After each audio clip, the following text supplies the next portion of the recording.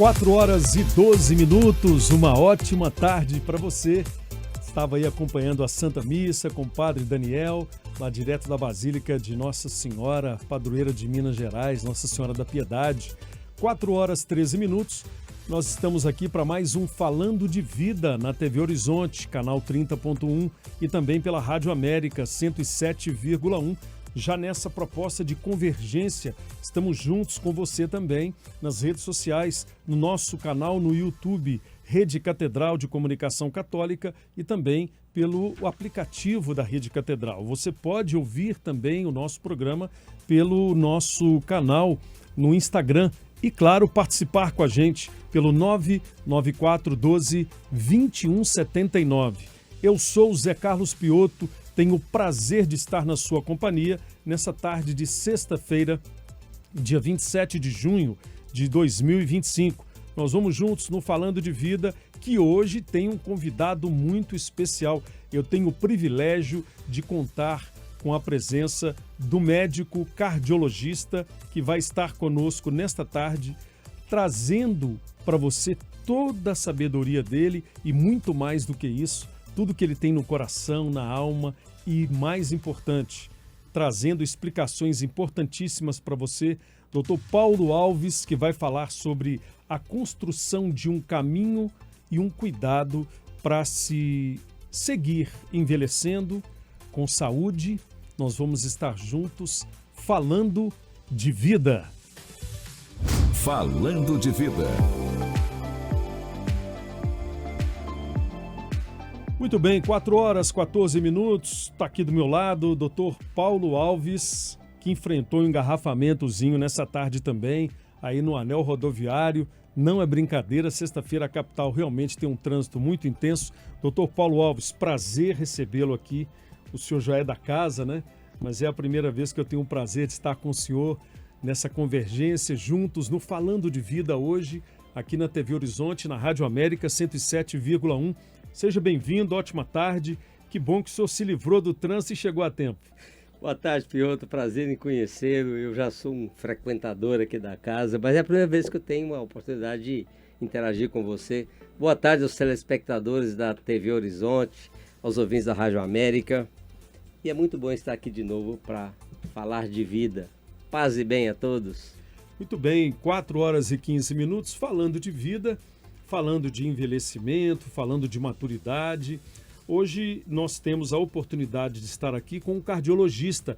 É a especialidade do Dr. Paulo, mas ele é médico, ele também é ser humano, é pai, é esposo, né? É devoto. E a gente quer saber, doutor, exatamente como é hoje a relação do médico com o paciente, principalmente depois desse período da pandemia, né, onde houve um distanciamento natural entre as pessoas, por força exatamente do momento em que nós estávamos vivendo, mas a gente percebe que há sempre essa retórica. Eu falava com o senhor anteriormente, em off, né, pessoal? Mas eu vou externar isso aqui, já para a gente poder contextualizar um pouquinho do que nós vamos conversar, e você pode participar também pelo 99412-2179. Eu falava com o Dr. Paulo sobre a síndrome do jaleco branco, que é um medo que às vezes as pessoas têm do médico. Antes de chegar no médico, já começa a sentir um friozinho na barriga. O que acontece com a pessoa, doutor, que tem esse medo do médico? Ou é o médico que bota medo no paciente? É uma situação muito interessante. As pessoas têm uma relação com o processo saúde e doença Sim. muito particular, muito pessoal. As pessoas têm medo de doença e têm dificuldade de evitar a doença.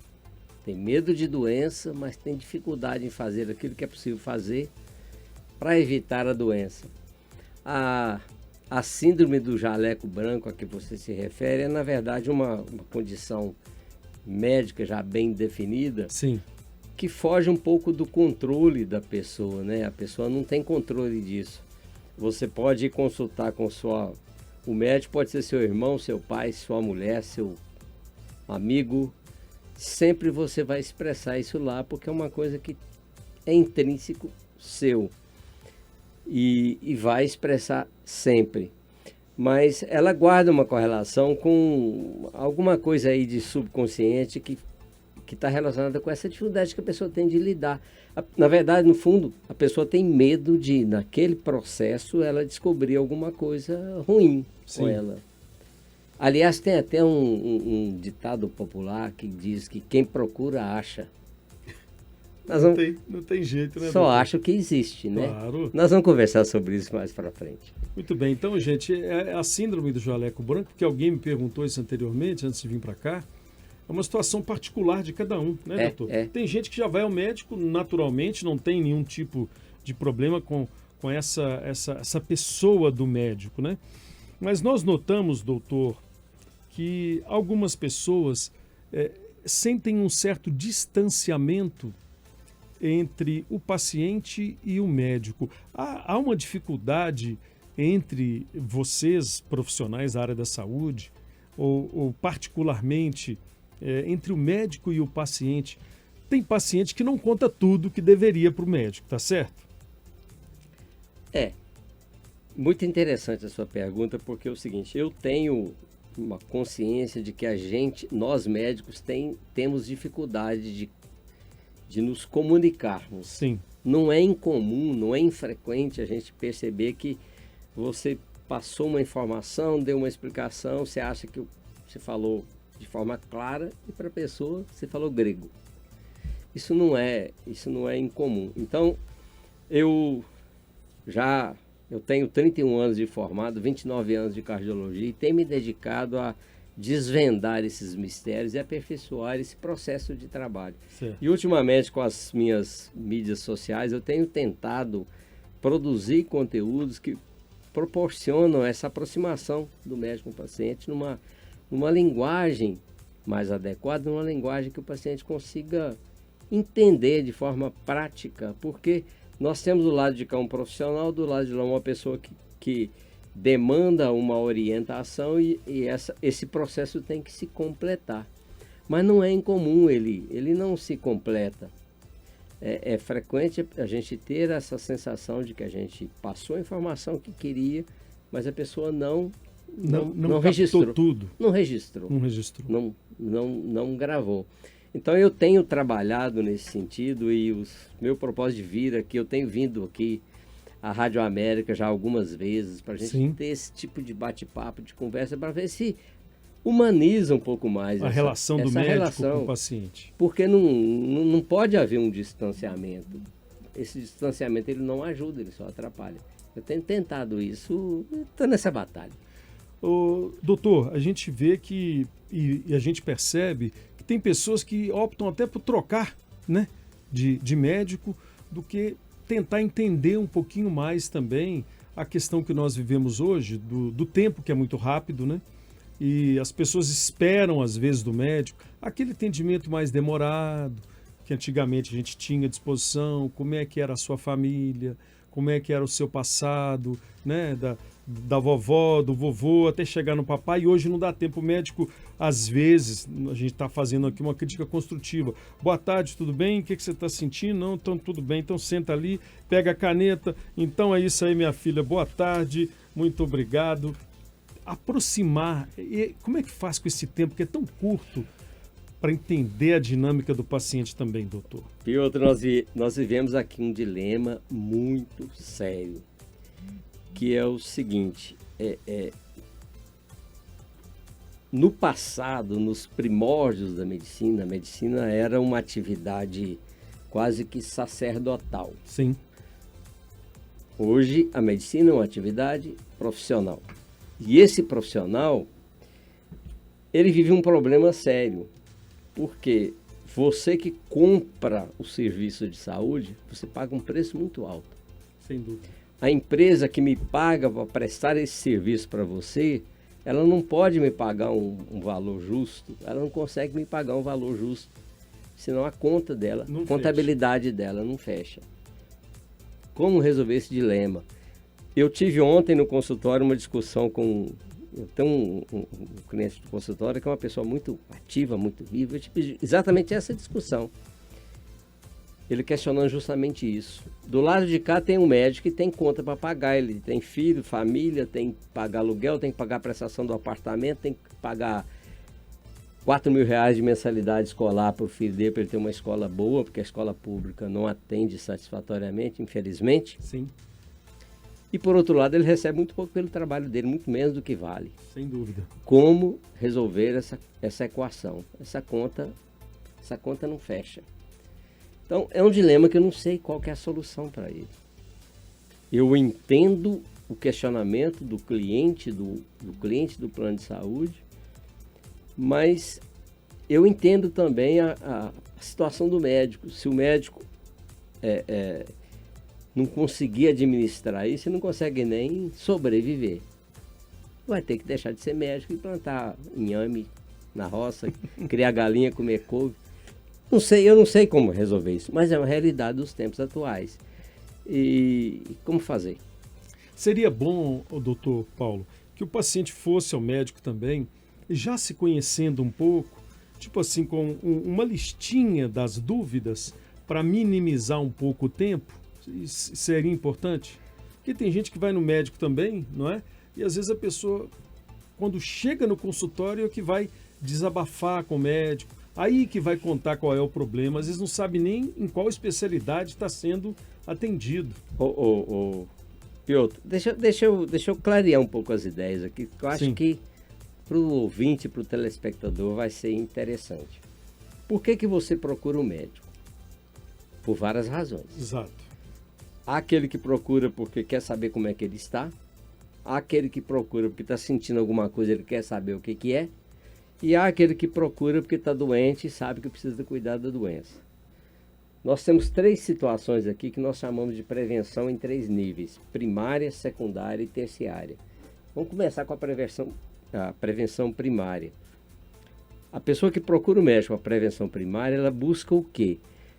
Ela busca informações sobre o que ela pode fazer para preservar a saúde dela. É quem tem uma atenção com a saúde. Ela está preocupada, eu tenho saúde, quero continuar tendo saúde. Sem dúvida. A pessoa que procura o médico, sabendo que já tem uma doença e vai fazer prevenção secundária, é aquela pessoa que ela quer saber o que ela pode fazer para controlar a doença dela, para não deixar a doença evoluir, mas ela já é doente. A pessoa que procura para fazer a prevenção terciária é aquela que tem uma doença, está em tratamento e ela quer saber se é possível, pelo menos, estagnar a doença, não deixar evoluir, mas se possível fazer ela regredir. Isso é tarefa da pessoa. Aqui nós temos uma grande cilada. Sim. Normalmente as pessoas terceirizam o cuidado com a saúde ao médico. O médico só é responsável pelo cuidado com a doença. Com a saúde, não. Quando você está doente, se interna, precisa de tratamento, a responsabilidade é do médico, você não tem nada que fazer. O médico é que vai cuidar, fazer o que for possível para melhorar, para amenizar e, se possível, estabilizar a situação. Curar raramente acontece, mas pelo menos te dá a condição de continuar vivendo. Sim. Fora dessa circunstância, quem é responsável pela sua saúde é você. Sou eu. Nos 3 exemplos que eu dei, o médico vai te dar orientações, informações, vai te apontar o norte, mas quem tem atitude é você. É você que tem atitude. É você que chega lá no self-service e faz o seu prato e escolhe o que você vai comer. É você que escolhe chegar em casa, tirar o sapato, sentar no sofá e ver televisão, se intoxicar com a televisão, ou sair para fazer uma atividade física. É você que escolhe fazer o que você precisa fazer para amenizar a sua doença, além de tomar os medicamentos que foram preconizados. É você. Isso, o cuidado com a saúde não se terceiriza. E é por isso que nós queremos que você participe do Falando de Vida, mandando a sua dúvida, médico cardiologista. já deu para perceber que é um ser humano maravilhoso. Dr. Paulo Alves, 994-12-2179. Quero deixar um abraço para quem está nos acompanhando pelo canal do YouTube da Rede Catedral de Comunicação Católica. Intervalo rapidinho, nós voltamos também tirando a sua dúvida no Falando de Vida, TV Horizonte e Rádio América 107,1. Daqui a pouco nós voltamos, 4h28.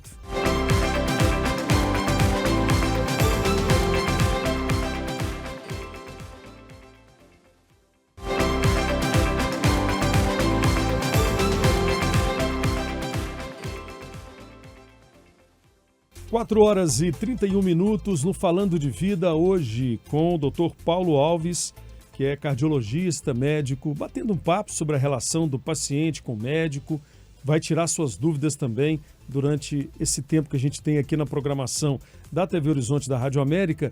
Eu quero aproveitar e já mandar um abraço para os amigos que estão fora do Brasil nos ouvindo. O Abel Dias está em Milford, Massachusetts. A gente vai fazer a sua pergunta, a sua colocação, viu, Abel? Daqui a pouquinho com o Dr. Paulo. E antes a gente vai à central da Rede Catedral de Comunicação Católica com a nossa repórter Letícia Bessa, também para participar do programa e, claro, fazer uma pergunta importante para o Dr. Paulo. Boa tarde, Letícia. Seja bem-vinda, 4h32. Muito boa tarde, José Carlos Piotto. Boa tarde, eu também, o Dr. Paulo, né, aqui conosco, trazendo tantos esclarecimentos importantes. E aí, doutor Paulo, acompanhando, seguindo a conversa que a gente começou no bloco anterior, o senhor percebe no consultório também essa questão da diferença de cuidado entre homens e mulheres? E aí, a gente, na pesquisa popular, no olhômetro, vamos dizer assim, a gente percebe já que as mulheres parecem ter mais cuidados do que os homens. É isso mesmo? E se for, como que a gente pode ajudar a mudar essa tendência, hein? Boa tarde, Letícia. Prazer em falar com você. É verdade. Eu fico pensando, às vezes, como que a maternidade faz diferença para a mulher. A relação homem e mulher com o filho é muito diferente. Eu vou só dar um exemplo. É muito comum a mulher que fuma, que não consegue parar de fumar de jeito nenhum, a mulher jovem, que fuma, tenta parar, não consegue, não sei o quê, e aí de repente ela engravida. Pronto, ela passa 9 meses sem fumar. O que mudou? Mudou a mulher? Não. Ela tem agora uma baita motivação para não fumar. E por quê? Porque ela está gestando. Eu tenho uma tese que é este mesmo princípio que norteia a mulher a cuidar sempre da saúde, porque essa mesma mulher que preocupou com o feto vai se preocupar com o filho, que ela vai ter que cuidar desse filho até ele se tornar adulto e cuidar da vida. Ela sempre tem aquela preocupação: eu preciso ter saúde para conseguir cuidar do meu filho. Então é uma realidade. Não é incomum a gente receber no consultório o casal e que o homem chega lá e não sabe por que ele está lá. Não, eu vim porque minha mulher marcou. Ela marcou a consulta para fazer um check-up para ela e para ele. Porque ela acha que ele precisa. Ele nunca tinha pensado nisso. Então, realmente a mulher cuida melhor da saúde. É mais cuidadosa com a saúde e nós precisamos aprender com elas esse exemplo. Elas são mais cuidadosas com a saúde da família, mas muitas mulheres se esquecem também, às vezes, de cuidar pela dedicação, né, com a família toda, acaba deixando de lado um pouquinho esse cuidado com ela mesma. É uma coisa interessante. A mulher tem uma capacidade de se anular em prol da prole, outro, principalmente, né? Exato, que é uma coisa assim, é coisa de Deus, não é uma coisa natural. Sim. Isso aí que você falou às vezes acontece. Mas, no geral, ela tem mais essa preocupação. Dedicação para a saúde. Ela sabe que ela precisa estar bem de saúde, porque ela tem uma tarefa para dar conta. E ela tem que dar conta dessa tarefa. Agora, acontece um dado na cardiologia que eu preciso chamar a atenção, porque acontece muito no consultório, mesmo com a mulher. Sim. Não é incomum eu receber mulheres de 40 anos, 45 anos, que nunca foi o cardiologista, apareceu lá pela primeira vez para fazer um check-up. E aí eu chamo a atenção. Você vai ao ginecologista desde os 15 e nunca foi ao cardiologista, por quê? Você tem coração também, né? Claro. Doutor, 4 horas e 35 minutos. Nós vamos responder o Abel Dias, que está nos Estados Unidos, mas antes eu vim aqui para o Brasil. Em São Paulo, está nos acompanhando também a nossa ouvinte. Eu queria deixar aqui a pergunta dela, daqui a pouco ela se identifica. Doutor Paulo, eu queria que o senhor falasse sobre alimentos para uma boa qualidade cardíaca. Está em São Paulo, é 011, daqui a pouquinho você pode mandar o seu nome para a gente, mas já vou adiantar a sua pergunta, que eu ia inclusive sugerir também nesse bloco sobre alimentação básica para ter uma saúde cardíaca boa. Alimentação adequada é alimentação variada. Nós temos que lembrar que nós somos animais onívoros. A nossa alimentação é geral. Nós não somos nem herbívoros, nem carnívoros. Nós temos que voltar ao passado, onde o homem pré-histórico comia o que ele colhia da natureza, o que a natureza oferecia. E o que é que a natureza oferecia? Carne de boa qualidade, às vezes, quando ele conseguia caçar, carne magra, pouca gordura, sementes, folhas, frutos. O homem de 10 mil anos atrás não modificou basicamente nada na sua fisiologia quando comparado com o homem de hoje. Portanto, o que valia para o homem de 10 mil anos atrás vale hoje. A alimentação mais adequada é esta: variada, pobre em gordura, rica em cereais, em vegetais, com o mínimo possível de gordura animal. Doutor, 4h37, e desses dois, para o coração especificamente, o sal e o açúcar, em que quantidade é bom, é ruim, é péssimo, é horrível? Eu já vi que a alimentação que o senhor falou aí deu até medo, aqui tem gente que vai revirar aí hoje. Eu enfrento muita dificuldade com isso, eu já passei por situações constrangedoras assim, de pessoas das minhas relações, de falar assim: tá aí o homem que não quer que a gente come nada. Se eu for seguir o que ele fala, eu não como nada, eu morro de fome. Comer só folha, só mato. Não é, não é assim. assim, né, doutor? Sal e pressão arterial. Existe uma razão direta entre o consumo de sal e pressão arterial. Por que o sal entrou na nossa culinária? Um dia o homem descobriu que o sal conservava os alimentos e passou a adicionar sal aos alimentos. Na verdade, a gente não devia adicionar sal aos alimentos.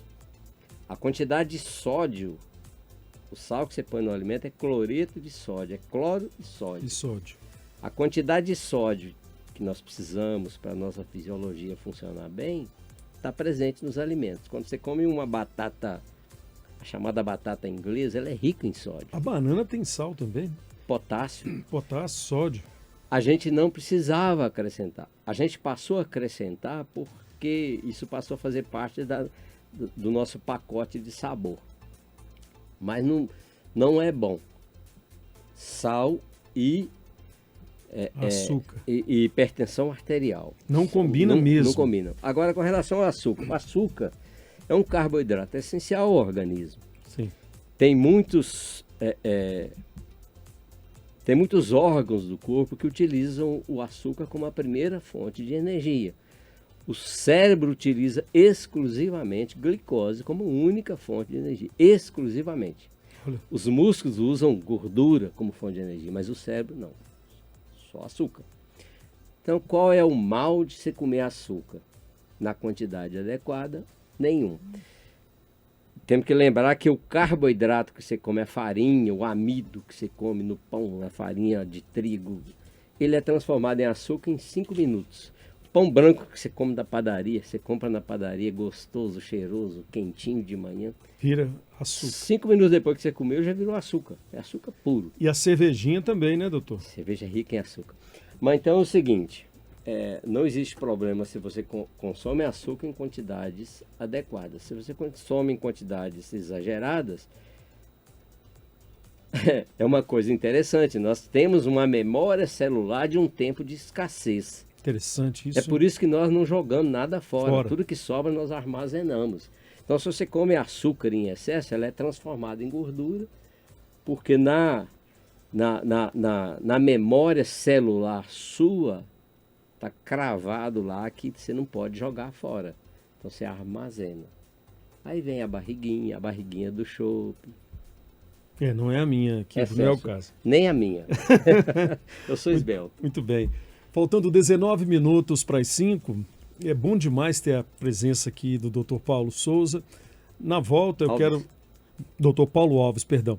Na volta eu quero provocar o Dr. Paulo Alves e fazer já uma pergunta para ele, que não foge à regra daquilo que seria bom para a nossa vida, que é a espiritualidade. Aonde que entra a espiritualidade na saúde do ser humano? Vamos fazer a sua pergunta também. Tem muitas perguntas chegando no 99412-2179.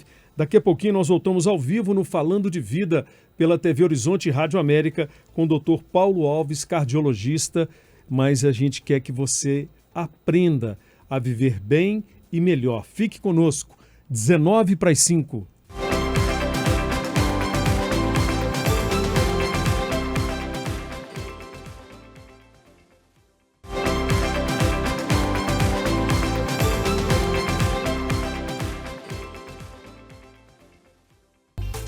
Muito bem, 15 minutos para as 5 no Falando de Vida, na TV Horizonte, Canal 30 e Rádio América 107,1.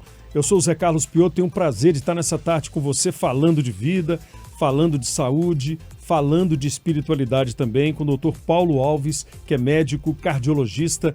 A gente vai voltar aqui na pergunta do nosso ouvinte, telespectador, que está nos acompanhando lá nos Estados Unidos, em Milford, Massachusetts, para a nossa imensa audiência fora do Brasil, principalmente nas comunidades brasileiras, né?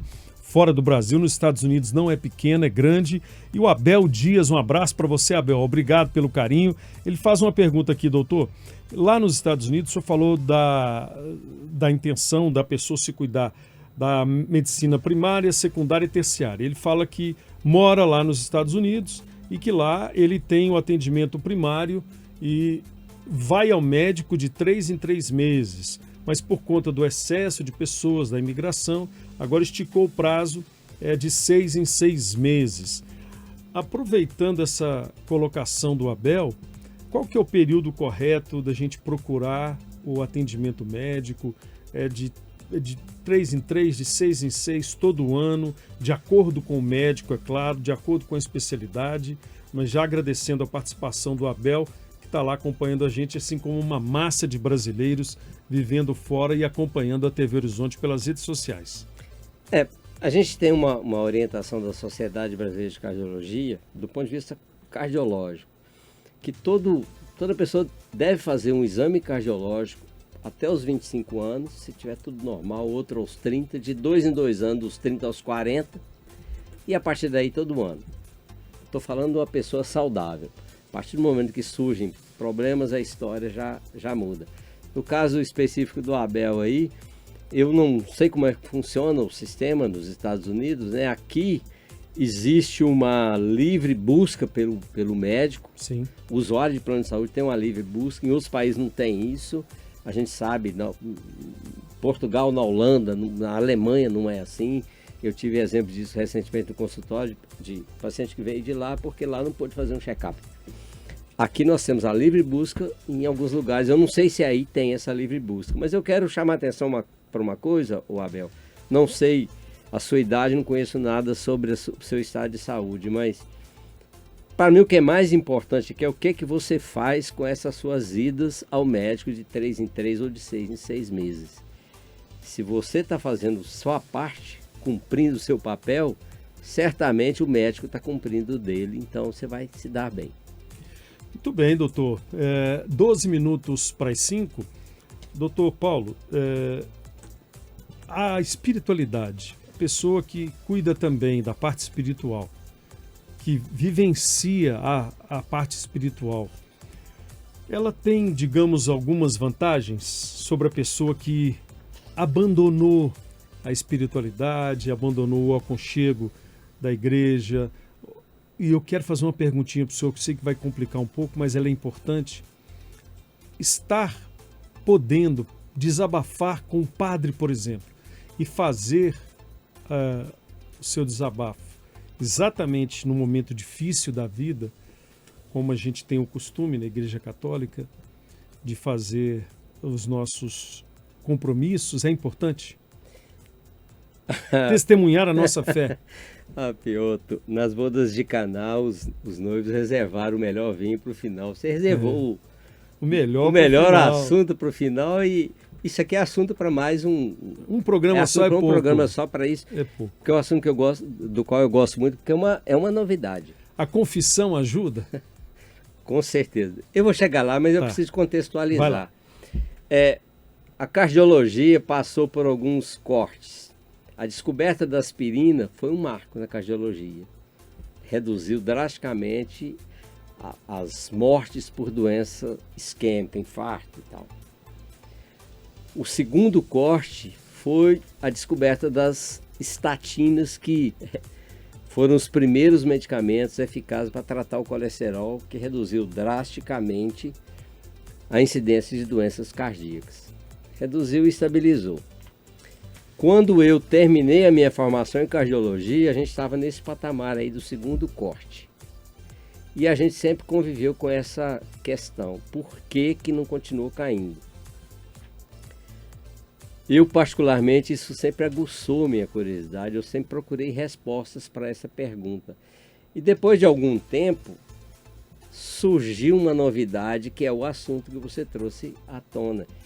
É como a espiritualidade interfere no seu estado de saúde. E talvez aí a gente comece a encontrar explicações sobre por que a incidência de doença cardíaca não continuou caindo. Mas eu preciso discorrer um pouco. Eu preciso de um minuto para discorrer um pouco sobre o conceito de espiritualidade. Sim. Do ponto de vista da ciência. Ótimo. Porque a ciência, quando primeiro a coisa funciona assim. Eu percebo, eu identifico e comprovo que existe uma correlação entre uma condição e uma doença ou saúde. Então foi identificado que pessoas que têm uma prática espiritual, elas adoecem menos. Maravilhoso. E quando adoecem, recuperam mais rápido. Isso é ciência. Isso aí já foi comprovado. Maravilha. Tá. Mas e aí? Como que eu explico isso? Porque a ciência não se contenta em identificar uma correlação. Ela tem que buscar explicações. Provar. Então ela foi estudar. Hoje existe na sociedade brasileira um grupo de estudos em espiritualidade e medicina cardiovascular, do qual eu participo. Nós somos 850 cardiologistas. É pouco médico, hein? Tentando entender qual que é o mecanismo fisiopatológico que explica isso. Porque do ponto de vista da fé, não está fácil. Sim. Mas ciência e fé não se conflitam. Ciência, fé, e as duas se convergem. Se fundem. Então a ciência está tentando definir espiritualidade. Então, a primeira das coisas que eles definem, espiritualidade é um conjunto de competências, de capacidades que você tem para lidar com situações adversas, para agir, para reagir. É o que te difere dos animais. É o que te difere, é o que não faz parte do seu corpo físico. O seu cachorrinho pudo que te lambe toda vez que você chega em casa, se você pisar na patinha dele, ele vira e te morde. Mas você, se uma pessoa te fizer falar alguma coisa que te desagradar, você não vai bater nela. Qual que é a diferença? Que você tem uma capacidade de entender armazenar o que aquilo ali, né? Às vezes. Então, quando a ciência fala de espiritualidade, ela está falando primeiro disso. A religiosidade, as práticas espirituais estão dentro desse contexto aqui. Como é que você age numa situação adversa, numa situação de estresse, numa situação em que alguém te faz um mal? Você reage na mesma medida ou você é uma pessoa propensa a relevar, a perdoar, a entender? Você é uma pessoa capaz de amar o outro, independente de qualquer coisa? Ou você é uma pessoa odiosa, egoísta? Tudo isso compõe a sua espiritualidade. Eu vou abrir um parênteses aqui para te contar uma historinha. Eu terminei a minha formação em cardiologia há 29 anos. Nós aprendemos, nós residentes, a identificar paciente complicável, paciente que estava internado para cirurgia, que ia complicar na cirurgia com base na observação. Aqueles que tinham uma relação afetiva, olha só, boa, forte, tiravam de letra a cirurgia. Aqueles que não tinham uma relação afetiva de qualidade, aquele homem de 50 e poucos anos, a mulher estava lá de cara fechada do lado dele, cumprindo uma obrigação, ia para a cirurgia, complicava tudo. Então nós entendemos que o afeto fazia parte desse processo. Eu saí de lá intrigado com isso e comecei a estudar esse negócio. E descobri um pesquisador americano que já vinha estudando esse trem. Li muita coisa dele. E ele comprovou o seguinte: as relações afetivas, as relações de amor, elas são benéficas à saúde. Ele tem uma frase: quem ama e é amado adoece menos. E quando adoece, se recupera mais rápido. Doutor Paulo, nós estamos chegando à reta final do programa. O senhor pode repetir essa frase para quem está em casa nos ouvindo, vendo o senhor? Quem ama e é amado adoece menos, e quando adoece, se recupera mais rápido. O nosso tempo é curto, o programa ele realmente é pequeno para a demanda tão grande, mas eu queria agradecer imensamente ao Dr. Paulo Alves, dizer que eu estou muito feliz de tê-lo recebido aqui. O senhor pode fazer ali os agradecimentos para quem o senhor quiser. Maravilhoso estar próximo de uma pessoa com uma consciência tão bonita da profissão e também do ser humano. Eu quero deixar um grande abraço aos telespectadores da TV Horizonte, aos ouvintes da Rádio América, e dizer que eu descobri isso, que a vivência da espiritualidade é um fator de saúde. Portanto, para mim hoje é certo, ter fé é uma questão de inteligência. Muito obrigado, Dr. Paulo Alves. Obrigado você que está em casa nos acompanhando pela Rádio América 107,1, pela TV Horizonte também. O Falando de Vida fica por aqui nessa convergência da TV Horizonte com a Rádio América. Daqui a pouquinho nós seguimos juntos no Trânsito Livre. Você fica na TV Horizonte com a Cirantão e o programa Ei Gente. O Falando de Vida tem a produção de Ângela Moura, Maria Eduarda Mariano, nos trabalhos técnicos o Baldino Souza, Jefferson Sanches e Luca Valadares. Na coordenação de jornalismo da TV Horizonte, Rafael Campos. Na direção da Rádio América e TV Horizonte, Ana Paula Damasceno. E na direção da Rede Catedral de Comunicação Católica, Padre Samuel Fidelis. Ame muito, ame mais, despeje afeto nas pessoas, que o seu coração, como o doutor disse, vai viver melhor. 4 minutos para as 5, uma ótima tarde. Falando de Vida fica por aqui. Volta na segunda. Esteja com a gente. TV Horizonte, Rádio América, 70 anos, o melhor está aqui.